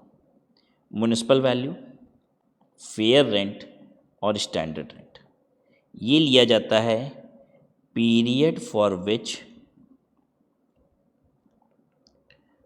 Property is held.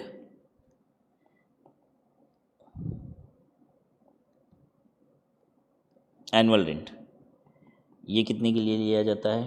Period for which property is available for let out. AR यहां पे एनुअल रेंट को लिख रहे हैं, period for which property is held. ठीक है, बहुत ज़्यादा कंफ्यूज नहीं होइएगा कि सर AR किसको लिखें, क्योंकि अल्टीमेटली अभी यही एनुअल रेंट ही एक्चुअल रेंट भी बन जाएगा। ठीक है, तो ठीक है, हर जगह हम AR यूज़ कर लेते हैं, ऐसा कोई बहुत उसमें डिफ़िकल्टी वाली बात नहीं है। ठीक है ना।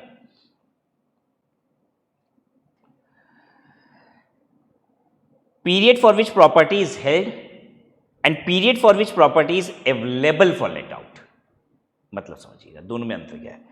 प्रॉपर्टी जितनी पीरियड थी आपके पास, municipal value, fair rent, standard rent, उतने साल पीरियड के लिए लिया जाएगा।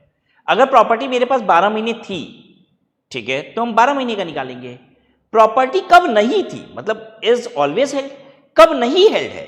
अरे अगर प्रॉपर्टी आपने खरीदी ही नहीं है तो नहीं है, प्रॉपर्टी बेच दी है तब नहीं है। यानी अगर जिस साल आप प्रॉपर्टी खरीदेंगे या बेचेंगे उसी साल 12 महीने से ये कम होगा, अदरवाइज 12 महीना ही होगा ये।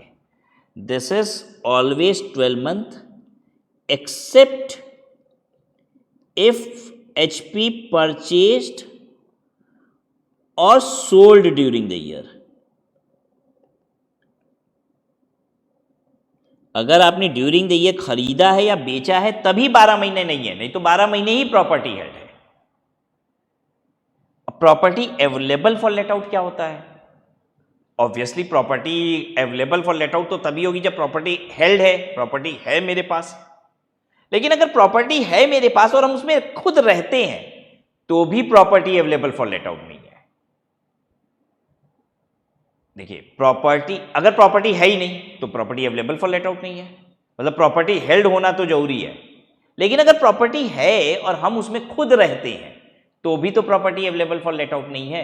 यानी property available for let out भी 12 महीने ही हो सकती है, एक्सेप्ट कौन सी सिचुएशन में?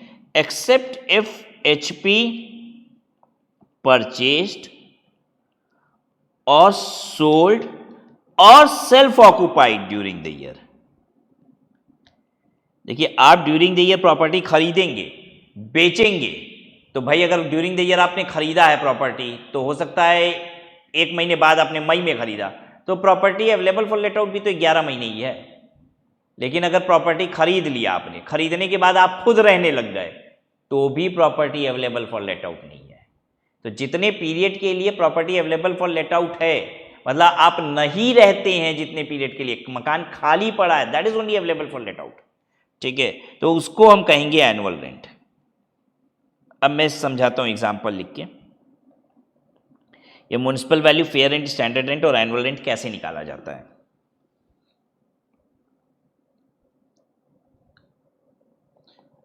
House property was purchased on 1/5/23 and sold on 31/1/24. It was self-occupied from 1/5/23 to 30/6/23. Municipal value, fair rent, standard rent और rent per month is equal to municipal value is 10,000 per month. Fair rent municipal मतलब municipality के हिसाब से 10,000 रुपये महीना किराया है मेरे मकान का। फेयर रेंट अगल बगल के मोहल्ले में 11,000 रुपया चल रहा है मेरे जैसे मकान का किराया। Standard rent rent control act के हिसाब से किराया 10,500 ही होना चाहिए, ठीक है। एक्चुअल में जो रेंट चल रहा है मेरा वो है 12,000 रुपया महीना। जब मैं ये क्वेश्चन भी लिखता हूँ ना तो बच्चों को परेशानी हो जाती है, कहते हैं सर रेंट कंट्रोल एक्ट के हिसाब से 10,500 रुपया चल रहा है, एक्चुअल में कैसे किराया 12,000 चल रहा है? कानून नाम की कोई चीज़ होती है कि नहीं? सर कानून है वहाँ पे, तो रेंट कंट्रोल एक्ट कह रहा है कि 10,000 से 500 से ज़्यादा नहीं हो सकता, एक्चुअल में किराया 12,000 कैसे लिया जा रहा है? एक्चुअल में कानून होता है, पालन करने के लिए थोड़ी ना होता है। देखिए एक मकान है, बहुत सिंपल तरीके से समझिए। मेरे पास एक मकान है, किराएदार आया, मैंने कहा भाई साहब कितना किराया है? उसने पूछा भाई साहब कितना किराया है? मैंने कहा 12,000 रुपये में दे देंगे ये मकान किराए पे आपको। रेंट कंट्रोल एक्ट के हिसाब से वो 10,500 ही उसका मकान का किराया होना चाहिए। तो क्या वो किराएदार मुझसे लड़ता है, कहता है गलत कर रहे हो, गलत कर रहे हो एकदम, 10,500 रुपये किराया बनता है, रेंट कंट्रोल एक्ट के हिसाब से कानून चलता है यहाँ पे, 10,500 रुपये किराया बनता है, मैं कोर्ट में दावा कर दूंगा, तुम्हारी बैंड बजा दूंगा। अरे ये सब कोई नहीं करता यार, उसको किराए पे लेना होगा तो लेगा, नहीं तो चल जाएगा। अरे उसको किराए, किसके पास इतना टाइम है कि कानून खेलेगा, जाके कोर्ट में केस करेगा? उसके पास घर नहीं है रहने के लिए, ठीक है, वो तमाशा करेगा क्या अपने जीवन का? अभी फुटपाथ पे रहता है, कल से कोर्ट में रहेगा, फिर वहीं पे जाके सो जाया करेगा, घर तो है नहीं। अरे जिसके पास रहने के लिए घर नहीं है वो इतना तमाशा करेगा क्या आपको लगता है? कोई कुछ नहीं करता। यही मैं समझाना चाहता हूं आपको। कानून के हिसाब से 10,500 रुपये किराया बनता है। मैं उससे कहूँगा भाई साहब आप, अगर वो मुझसे कहेगा भी सर रेंट कंट्रोल एक्ट के हिसाब से ना तो 10,500 होता है, क्योंकि भाई साहब आपको लेना है तो लीजिए, नहीं लेना है तो जाइए, आप कानून मत सिखाइए हमको, मेरा मकान है, जैसी मर्जी वैसे दूंगा। तो बस कानून होता है बच्चों, प्लीज प्लीज एकदम दिल पे नहीं लीजिएगा कोई भी चीज, क्योंकि दिल पे ले लोगे बीमार पड़ जाओगे, ठीक है। समझिए जो एक्चुअल में हो रहा है, ठीक है ना। तो रेंट कंट्रोल एक्ट के हिसाब से किराया 10,500 रुपया महीना, लेकिन एक्चुअल में 12,000 रुपया महीना किराया चल रहा है। अब जल्दी जल्दी आप निकाल दीजिए कि इस क्वेश्चन में हमको म्युनिसिपल वैल्यू, फेयर कितना है, फेयर रेंट कितना है, ठीक है, स्टैंडर्ड रेंट कितना होगा और एनुअल रेंट कितना होगा। निकालो मेरे बच्चों, निकालो। वीडियो पॉज करिए, आंसर निकालिए, कमेंट में आंसर बताइए, ठीक है, और उसके बाद वीडियो चालू कीजिएगा। और फिर जब वीडियो चालू कीजिएगा और मेरा आंसर देख लीजिएगा तो अपने ही आंसर में रिप्लाई फिर मारिएगा, माय आंसर इज करेक्ट और इनकरेक्ट। ये नहीं कि इनकरेक्ट था तो उड़ा देंगे आंसर, उड़ाना नहीं है, मुझे देखना है कि कितने बच्चों का सही हो रहा है, कितने का गलत हो रहा है, ठीक है ना। एकदम ईमानदार रहिए, मैं सब देखता भी हूं, मैं आपको बता दूं। आपको अगर लगता हो कि सर कहाँ देखते होंगे, सब देखते हैं।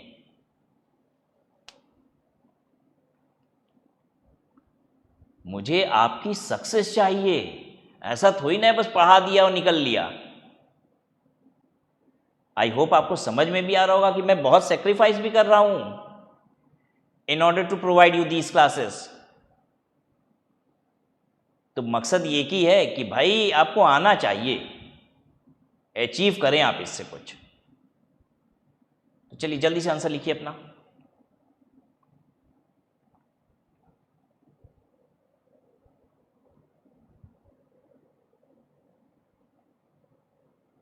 चलिए अब मैं कर रहा हूं, ठीक है। देखिए म्युनिसिपल वैल्यू 10,000 इंटू क्या महीने का बनाए म्युनिसिपल वैल्यू, जितने महीने प्रॉपर्टी हेल्ड थी। देखो 1 मई में प्रॉपर्टी खरीदे हो और जनवरी में बेच दिए हो, तो भाई साहब आपके पास प्रॉपर्टी रही कै महीने? अप्रैल में थी ही नहीं, फिर फरवरी मार्च 24 में भी नहीं थी, 3 महीना नहीं थी, 9 ही महीना थी। जोड़ लो आप, मई जून जुलाई अगस्त सितंबर अक्टूबर नवंबर दिसंबर जनवरी, 5 या 9 महीना हुआ, ठीक है, 9 महीना म्युनिसिपल वैल्यू। फेयर रेंट और स्टैंडर्ड रेंट ये भी कितने महीने का, 9 महीने का, जितने महीने प्रॉपर्टी हेल्ड थी। और एनुअल रेंट कितने महीने का निकाला जाता है, जितने महीने property available for let out है, मतलब जितने महीने के लिए आप प्रॉपर्टी को किराए पे दे सकते हो। तो देखो मेरे पास 9 महीने ही प्रॉपर्टी थी, उसमें से भी 2 महीना हम खुद ही रहे, 9 महीने प्रॉपर्टी थी और 2 महीना हम खुद ही रहे। तो जो 2 महीना हम खुद रहे तो अपने सर पे रखते क्या किराएदार को, बोलो, अगर सर पे रखते तो किराएदार को, नहीं ना, हम खुद ही थे प्रॉपर्टी में 2 महीना। तो यानी हम किराए पे क्या महीना दे सकते थे प्रॉपर्टी, हम ज्यादा से ज्यादा 7 महीना दे सकते थे। तो 10,000 इंटू 7 ये होता है एनुअल रेंट। सरकार को इससे मतलब नहीं है कि आपने किराए पे एक्चुअल में कितने महीने दिया, किराएदार कितने महीना किराया दिया। अब हो सकता है इस 7 महीने में से हम किराए पे दिए 6 ही महीना, 1 महीना खाली पड़ा था, सरकार को मतलब नहीं है। और 6 महीने में से भी किराएदार बदतमीज यहाँ से सिर्फ 4 ही महीने का किराया दिया हमको, 4 महीने का किराया लेके बैठे हुए हैं। सरकार कह रही है हमको ये सबसे मतलब नहीं है, 7 महीना जोड़ेंगे हम तो। अब समझ में आई कहानी, बड़ा अत्याचार है भाई साहब इनकम टैक्स का। 90,000, 90,000, 90,000 और 70,000, ये हो गया। अभी मैं और एग्जांपल्स कराता हूँ आपको। अब जल्दी से आप देख लीजिए आपका आंसर सही था या गलत था। मुझे उम्मीद है कि आपका आंसर गलत होगा, घबराने की कोई बात नहीं है, अब सही हो जाएगा। एक्चुअल में मैं आपको एक बात बताऊं, ऐसे कहने के लिए तो बहुत आसान सी बात है, इनकम फ्रॉम हाउस प्रॉपर्टी सबको ही जानता है, जीएवी में से म्युनिसिपल टैक्सेस घटा देते हैं, एनएवी आ जाता है, दिस दैट। लेकिन जीएवी निकालने के लिए आपको municipal value, fair rent, standard rent, annual rent, ये सब कुछ निकालना होता है। एंड मैं दावे के साथ बता रहा हूँ 99% को ये आता ही नहीं है निकालने। अगर आपके खुद के फ्रेंड्स वगैरह कहीं क्लासेस वगैरह कर रहे होंगे, ठीक है, अब ये सिंपल सा ये तो यहाँ से तो मैंने स्टार्ट किया है ना बच्चों, यहाँ पे ख़त्म थोड़ी ना की है क्लास, यहाँ तो शुरू की है क्लास, ठीक है, यहाँ से शुरू किया है समझाना आपको। आप सिर्फ सिंपल सा ये एग्जांपल दे दीजिएगा, कहिएगा municipal value, fair rent, standard rent निकाल दो, एनुअल रेंट, बस ये निकाल दो, जीएवी वगैरह छोड़ो, तुम एनएवी छोड़ो, इनकम फ्रॉम हाउस प्रॉपर्टी छोड़ो, तुम बस यही निकाल दो चट्टो। आई गारंटी शायद गलत हो जाए, 99% ऑफ द केसेस में गलत कर देगा बच्चा। इतनी भी क्लैरिटी नहीं है लोगों को, और इतनी भी क्लैरिटी ना होने पे जब वो एग्जाम देने बच्चा जाता है और फेल हो जाता है तो कहता है कि क्या करें, मेरी प्रिपरेशन में कमी थी। वो 100 बार भी प्रैक्टिस कर लेगा तो नहीं कर पाएगा, क्योंकि उसको कॉन्सेप्चुअल क्लैरिटी नहीं है। एक्चुअल में मैं आपको बताऊं तो हमारा एग्जाम ना बिल्कुल भी डिफिकल्ट नहीं है, उस लेवल की नॉलेज नहीं है लोगों के पास, इसलिए प्रिपरेशन का वो लेवल नहीं है, इसलिए एग्जाम क्वालिफाई नहीं होता। अब भाई अब यही नहीं निकल रहा है ठीक से, ये सब मालूम ही नहीं है, अब बच्चा ये सब तो जानता ही नहीं ना है। अवेलेबल फॉर लेट आउट होता है, period for which the properties held होता है, ये सब कुछ जानता ही नहीं है बच्चा। बच्चा जानता है municipal value, fair rent, standard rent, बस इंटू 12 कर देते हैं, बस। I am telling you, you may try this.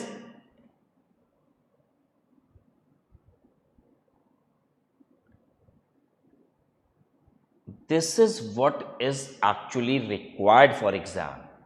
इस लेवल की अगर आपकी प्रिपरेशन है, आप इन डेप्थ चीजों को समझते हैं, एक बार में एग्जाम निकलेगा, धक से निकलेगा भाई, क्यों नहीं निकलेगा। ठीक है, रैंक होल्डर्स भी होते ही है ना, 80-80, 90-90 नंबर भी बच्चे पा रहे हैं ना, आप भी पा जाएंगे, यही अंतर होता है। वो कोई 30 मार खा नहीं है, क्योंकि टैक्सेशन एक ऐसा सब्जेक्ट है, या कोई भी सब्जेक्ट जो आप इंटरमीडिएट लेवल पे पढ़ रहे हो, हर कोई पहली बार पढ़ रहा है। एक ज्यादा तेज और दूसरा ज्यादा कमजोर है ऐसा नहीं है, ठीक है। माइंड लेवल पे जो अंतर है वो बहुत थोड़ा सा होता है, वो 10-20% का अंतर होता है। Actually the kind of preparation one has done, इसमें अंतर होता है। I am truly telling you, दो बच्चों के दिमाग में बहुत कम अंतर होता है, 5 से 10%, 15% इतना ही अंतर होता है। दिमाग में बहुत ज़्यादा वेरिएशन नहीं होता है कि एक का दिमाग इतना तेज है चाचा चौधरी की तरह और दूसरा एकदम उसका अंडा है, गोबर है वो। नहीं भाई, ऐसा अंतर नहीं है। प्रिपरेशन लेवल में लेकिन इतनी इतनी अंतर होती है। एक एकदम चाचा चौधरी वाली प्रिपरेशन करके बैठा हुआ है, ठीक है, उसको सब समझ में आता है, एक एक बात आता है, और दूसरे वाली की प्रिपरेशन का लेवल ही बहुत अंडा है, और उसकी वजह है कि उसको बेहतर क्लास शायद नहीं मिल पाई, उसकी भी कमी नहीं है, राइट। तो so your level of preparation should be very high, and I do not do it just for this taxation. See I teach many other subject, accounting में पढ़ाता हूँ, कॉस्ट अकाउंटिंग पढ़ाता हूँ, फाइनेंशियल मैनेजमेंट पढ़ाता हूँ। आप कुछ भी कर लीजिए, यू विल फाइंड कि इसी डेप्थ के साथ हम जाते हैं। मतलब 10-10, 12-12 घंटा लग जाता है मुझे सिर्फ वैल्यूएशन ऑफ इन्वेंट्री पढ़ाने में, क्योंकि जब मैं इन्वेंट्री की वैल्यूएशन भी पढ़ा रहा हूं तो एकदम इन डेप्थ आपको समझाने की कोशिश कर रहा हूं कि भाई एक पेट्रोल वाली कंपनी है, वो अपनी इन्वेंट्री की वैल्यूएशन कैसे करेगी, ठीक है, क्योंकि उसका पुराना पेट्रोल होता है और नया पेट्रोल होता है, वो तो टैंकर में पड़ा हुआ है, पुराना पेट्रोल नया पेट्रोल जाके उसी में मिल जाता है, अलग अलग माल ही नहीं है। अरे हम जीन्स बेचने वाली कंपनी है, तब तो हम कहेंगे कि मेरे पास 10 जीन्स पुरानी पड़ी हुई है, ओल्ड स्टॉक है, 12 जीन्स नई माल आया है। जिसका टैंकर में माल पड़ा रहता है उसको वो कहां से बताएगा इसमें से पुराना कौन सा है, कितना नया है। 5 लीटर पुराना पेट्रोल है, 10 लीटर नया पेट्रोल डाल दो उसमें, 15 लीटर हो गया। अब 1 लीटर निकालो उसमें से पेट्रोल, कौन सा निकला, पुराना कि नया, बता ही नहीं पाओगे आप खुद ही। So we understand these things in depth कि भाई अब क्या करें, कैसे करें, और तब आप तैयार होते हो एग्जाम के लिए। बहरहाल हम कहाँ पहुंच गए। आइए एक और एग्जाम्पल करते हैं आपके साथ।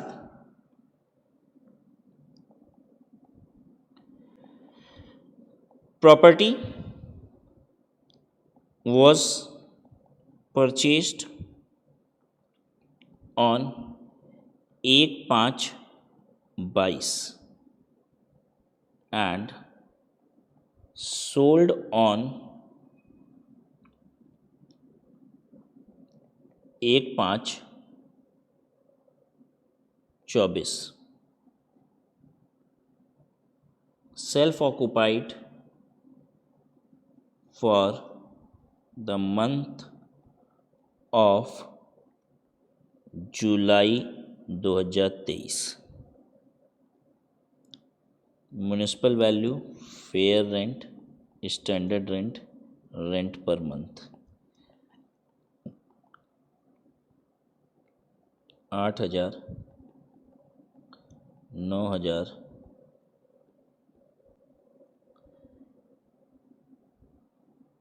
8,500, 10,000। Municipal value, fair rent, standard rent, ये सब कुछ आपको निकालना है। Calculate municipal value, fair rent, standard rent, annual rent for previous year 23-24। चलिए निकाल के दिखाइए।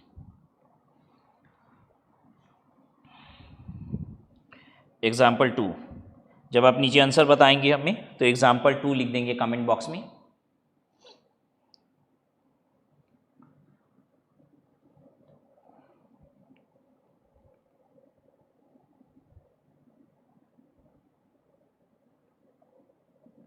चलिए अब हम करते हैं municipal value. During the year 23-24 क्या मेरे पास 12 महीने मकान था? हाँ, ड्यूरिंग द ईयर 23-24 मतलब कि 1/4/23 से लेके 31 मार्च 24 तक तो मेरे पास मकान था ही। मई 2022 में खरीदे थे हम, पिछले साल खरीदे थे मकान, और बेचे कब है? 31 मार्च 2024 के बाद। प्रीवियस ईयर 23-24 में 12 महीने मकान था मेरे पास, तो म्युनिसिपल वैल्यू होगा 8,000 × 12। क्या आपने गलत कर दिया, ये डेट ध्यान नहीं दिया और सोचा during the year he purchase हुआ है? तो बहुत अलर्ट रहिए, नहीं तो ऐसे ही एग्जाम में भी गड़बड़ होगा। फेयर रेंट भी पूरे 12 महीने का होगा, 9,000 × 12। स्टैंडर्ड रेंट होगा 8,500 × 12, और एनुअल रेंट होगा ये जुलाई 2023 में ड्यूरिंग देरी 1 महीने हम सेल्फ ऑक्यूपाई किए थे, तो भैया किराएदार खोपड़ी पे तो मेरे रहेगा नहीं, ठीक है। तो 10,000 इंटू 11 ये हो गया।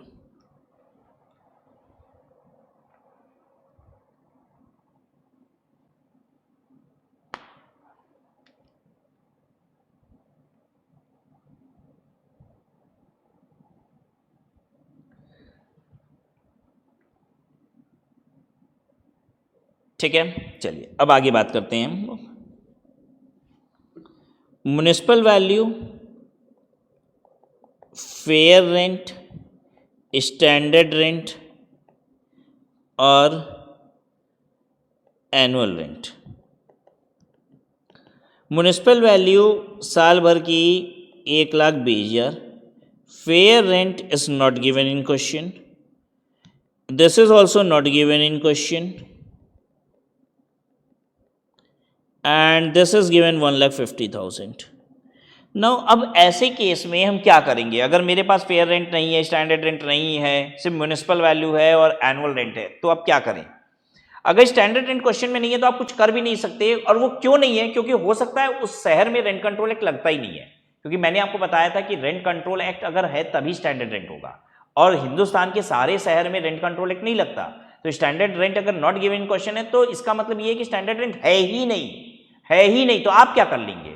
ठीक है, तो अगर ऐसा सिचुएशन है तो आपको इसे इग्नोर करना पड़ेगा। ठीक है, ये तो 1,20,000 हो गया और ये हो गया 1.5 लाख रुपया। ठीक है, now coming to fair rent. Fair rent क्या माना जाएगा? जो एनुअल रेंट है, एक्चुअल में जो किराया आ रहा है उसी को फेयर रेंट माना जाएगा। ये हो गया 1,50,000।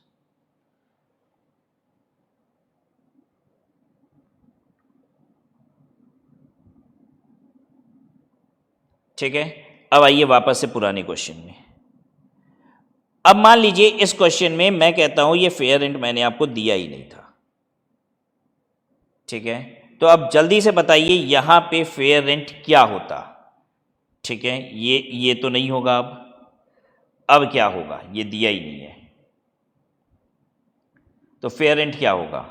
फेयर रेंट होगा 10,000 इंटू कितना? अब बात ये आती है महीना 12 लेंगे, महीना 11 लेंगे? महीना 12 ही लेंगे आप, इसके बराबर आप कंसिडर कर लेंगे। जो महीने का एक्चुअल में किराया है वही फेयर रेंट मानेंगे। जो एक्चुअल रेंट है, रेंट पर मंथ जो है, वही फेयर रेंट हो जाएगा। ठीक है, लेकिन एक बात तो है कि भाई कैलकुलेट करने का तरीका अलग है ना। हम municipal value, fair rent, standard rent period कितना लेते हैं? Period for which it is held, and for annual rent we take period for which property is available for let out. तो इसलिए ये 11 लिया गया है, लेकिन ये 12 लेंगे। आप यहां से यहां बराबर करेंगे। फेयर रेंट विल भी हम ऐसे लिखवा दें चाहे तो आपको कि fair rent is equal to actual rent per month, rent per month.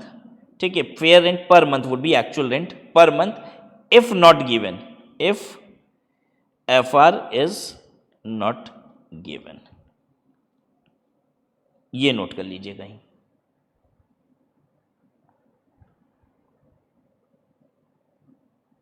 चलिए अब आगे देखते हैं।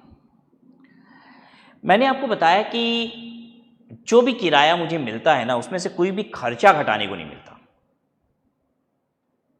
क्यों नहीं मिलता कोई भी खर्चा घटाने को? क्योंकि 30% हमें ऑलरेडी घटाने को मिल रहा है। किस बात का घटाने को मिल रहा है वो 30%? 30% हमें घटाने को मिल रहा है उन खर्चों का जो लैंडलॉर्ड करता है। लैंडलॉर्ड का भी तो बहुत सारा खर्चा होता है ना किराया लेने के लिए। अगर हम किराया ले रहे हैं तो भाई मकान में टूट फूट भी तो हम ही बनवा रहे हैं, किराए की वसूली भी तो हम ही कर रहे हैं। लड़का भेजते हैं हर महीने लेने के लिए, उसको किराएदार भगा देता है, पहले बोलता है अभी कल आना, परसों आना, 4 बार जाता है, तो भाई उस लड़के का भी खर्चा बन रहा है। और मकान में टूट फूट जो इतनी हो रही है वो भी हम बनवा रहे हैं। तो लैंडलॉर्ड जो खर्चा करता है, ठीक है, किराए की इनकम को जनरेट करने के लिए, उस खर्चे के लिए 30% घटाने को मिलता है। लेकिन 2 खर्चे ऐसे होते हैं जो मकान मालिक अगर कर रहा है तो ये इसलिए नहीं कर रहा क्योंकि उसको करना था। एक बात समझिए, टूट फूट बनवा रहा है, ये बनवा रहा है, कर रहा है, तो काम भी किसको कराना भी किसको था? अरे लैंडलॉर्ड ही तो कराएगा, और कौन कराएगा? किराएदार थोड़ी ना कराएगा। लेकिन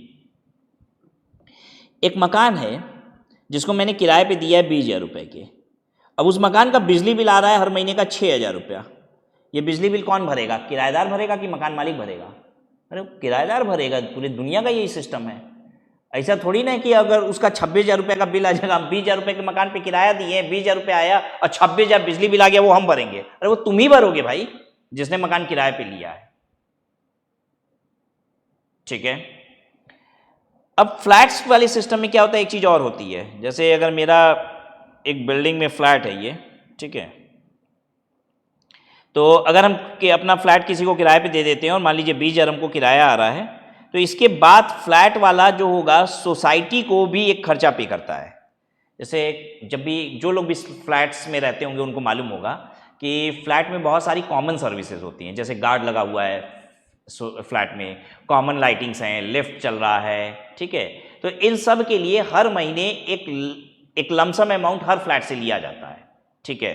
तो जैसे 20,000 रुपये मेरा किराएदार हमको किराया देगा ना, तो हो सकता है 2,000 रुपया वो उसका भी भर रहा है, सोसाइटी मेंटेनेंस चार्जेस, इसको कहते हैं सोसाइटी मेंटेनेंस चार्जेस, वो इसका पैसा दे रहा है। अब जैसे सोसाइटी में और भी बहुत सारी चीज़ें होती है, गार्डन होता है, स्विमिंग पूल है, जिम है मान लीजिए, तो इन सब की मेंटेनेंस में भी तो खर्चा आता है। तो हर फ्लैट वाले से कुछ कुछ पैसा लिया जाता है, ठीक है, कि इतनी सारी सिक्योरिटी गार्ड है, तो इनका खर्चा मीट आउट करने के लिए। तो 2,000 रुपया महीना फ्लैट वाला ये भी देता है। इसके अलावा मान लीजिए 6,000 रुपया बिजली बिल भरता है, इलेक्ट्रिसिटी बिल भरता है, तो ये अलग भर रहा होगा, इससे हमको मतलब नहीं है। हमको 20,000 रुपये किराया मिल रहा है, यही मेरी एक्चुअल रेंट कहलाएगी। लेकिन एक बात समझिए, अगर किराएदार मुझे 20,000 रुपये किराया दे रहा है और मुझे ये सब पे करना पड़े,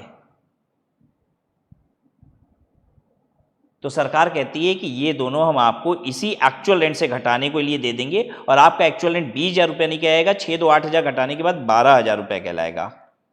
ये जेन्युइन है भी कि नहीं है, आप पहले ये बताइए। आंसर इज यस, ये जेन्युइन सी बात है।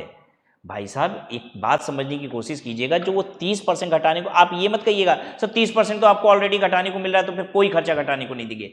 अरे 30% वो किस बात का घटाने को मिल रहा था? मैं मकान मालिक हूं, जो मेरा खर्चा लगता है ना उसके लिए हमें 30% घटाने को मिल रहा था। ये जो बिजली बिल है ये मेरा खर्चा नहीं था, ये किराएदार को ही देना था।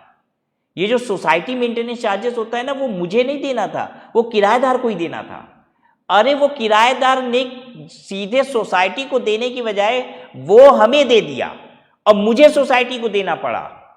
बात समझ में आ रही है? तो 20,000 रुपये जो वो हमको दे रहा है ना, वो पूरा किराया नहीं दे रहा है, उसमें से 2,000 रुपया, 6,000 रुपया, 8,000 रुपया मैं क्या कर रहा हूं, अलग से खर्च कर रहा हूं। ध्यान दीजिएगा, ये मेरा खर्चा नहीं था जो मैंने खर्च किया है, ये किसका खर्चा था? ये किराएदार का खर्चा था जो मैंने खर्च किया है।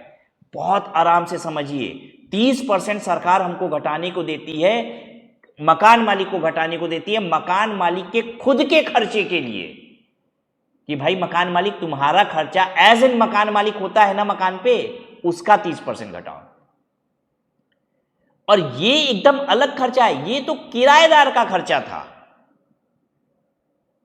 तो जब मैं वो देता हूं ना तो सरकार कहती है भाई तुम्हारा एक्चुअल रेंट कम है। फिर आप समझिए कि किराएदार, जैसे कभी कभी ऐसा होता भी है, आप समझने की कोशिश कीजिए। जैसे एक किराएदार मेरे फ्लैट में आया, मैंने फ्लैट दिखाया, तो किराएदार ने पूछा कि कितने का फ्लैट किराए पे देंगे, तो मैंने कहा 20,000 में देंगे।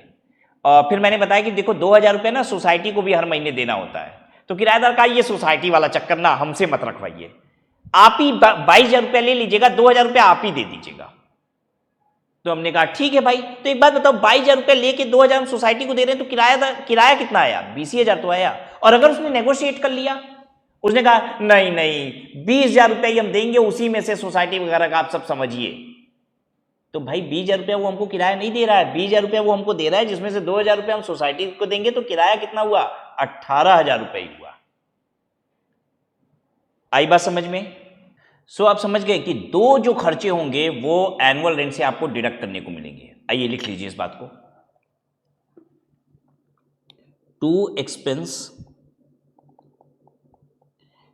allowed to be deducted from annual rent. कौन कौन सा? Number 1 electricity bill paid by landlord, और दूसरा society maintenance charge paid to housing society. Actually ये फ्लैट्स वगैरह के रिस्पेक्ट में होता ही है कि हाउसिंग सोसाइटी में एक आपका क्या है, एक फ्लैट है और सोसाइटी मेंटेनेंस चार्जेस पे करना है। Society maintenance charges paid to housing society by landlord. ये 2 खर्चे घटाने को मिलते हैं बस। इसके अलावा तीसरा कुछ भी घटाने को नहीं मिलेगा। ये 2 खर्चे घटाने को मिलेंगे और इसके बाद में जो 30% स्टैंडर्ड डिडक्शन मिलता है वो तो मिलेगा ही, राइट।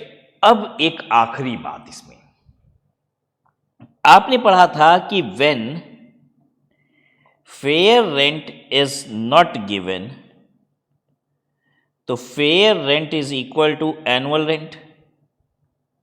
लेकिन अभी आपने सीखा कि एनुअल रेंट में से 2 खर्चे घटाने को मिलते हैं। मान लीजिए ये एनुअल रेंट जो है वो है 2 लाख रुपया और ये 2 चीज घटाने के बाद आ जा रहा है 1,90,000 रुपया, 1.90 लाख।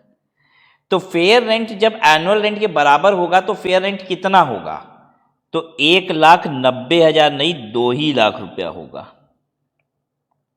एनुअल रेंट तो आप 1,90 लेंगे, लेकिन फेयर रेंट जो लेंगे वो ये दोनों चीज घटाने के पहले वाला लिया जाता है।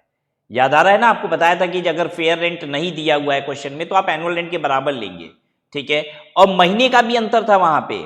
महीना भी हम कितना लेते हैं? हम महीना लेते हैं प्रॉपर्टी हेल्ड वाला, ना कि property available for let out वाला, क्योंकि एनुअल रेंट में property available for let out वाले पीरियड का आप लेते हैं, ठीक है। और दूसरी चीज, ये 2 चीज जो घटाया जाता है ना एनुअल रेंट से, वो घटाना भी नहीं है, वो घटाए बिना लेना है फेयर रेंट, ठीक है। अब इतनी सारी नॉलेज के बाद एक एग्जाम्पल करेंगे जिससे आप हमें बताएंगे municipal value, fair rent, standard rent और annual rent.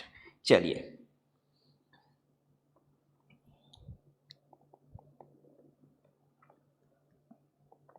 HP purchased on 1/6/23 and sold on 30/10/24, self occupied from 1/7/23 to 31/8/23। Municipal value, fair rent, standard rent, rent per month. Sorry, fair rent is not given in question.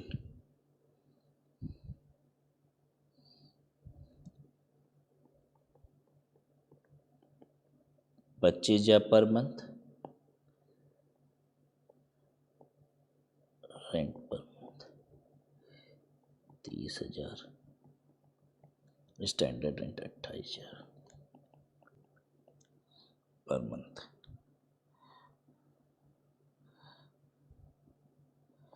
HP is a flat in Raj Residential Society and landlord paid rupees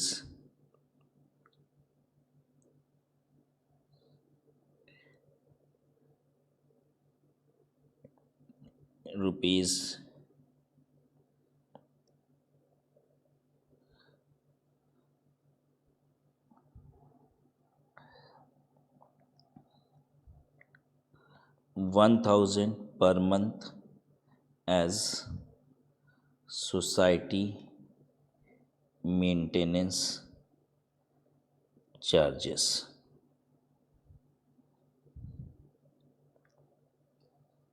Calculate municipal value, fair rent, standard rent and annual rent for previous year 23-24। चलिए calculate कीजिए।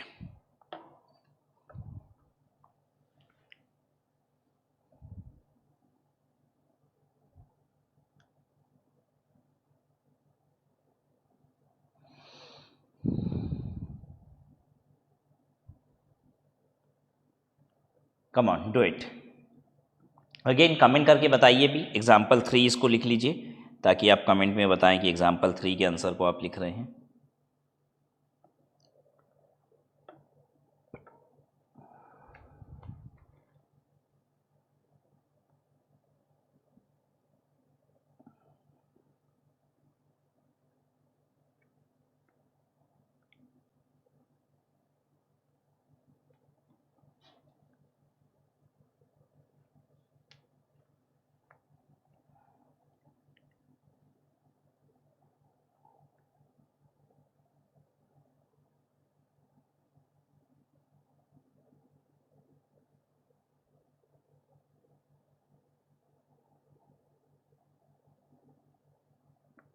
चलिए करते हैं अब हम।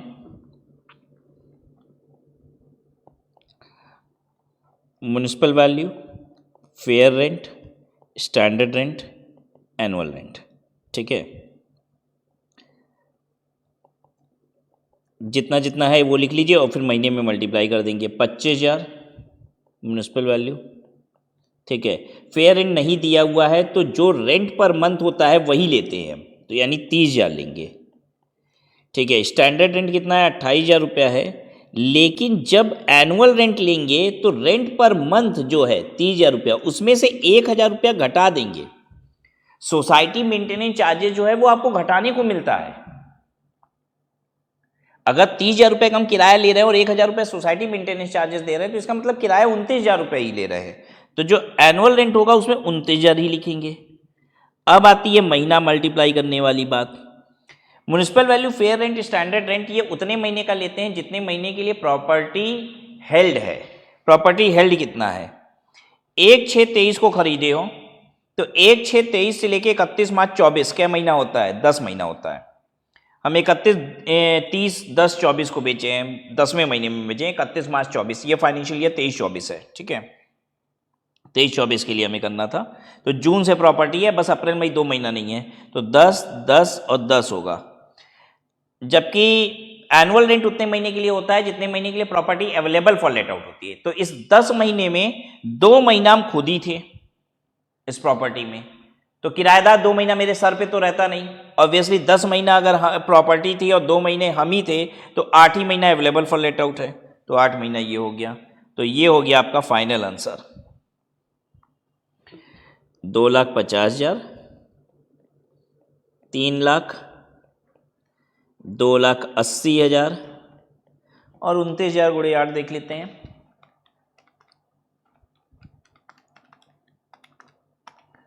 $2,32,000। Right, तो आज की क्लास में आपको सीखने को मिला क्या क्या? Computation of income house property, लेकिन जीएवी के बाद से। ठीक है, और जीएवी के लिए हमें 4 चीजों की आवश्यकता होती है, municipal value, fair rent, standard rent और एनुअल रेंट। उसकी तैयारी हमने पूरी कर ली, ये भी हमने समझ लिया। बस अगली क्लास में आते हैं और सीखते हैं जीएवी की कंप्यूटेशन। Will stop here.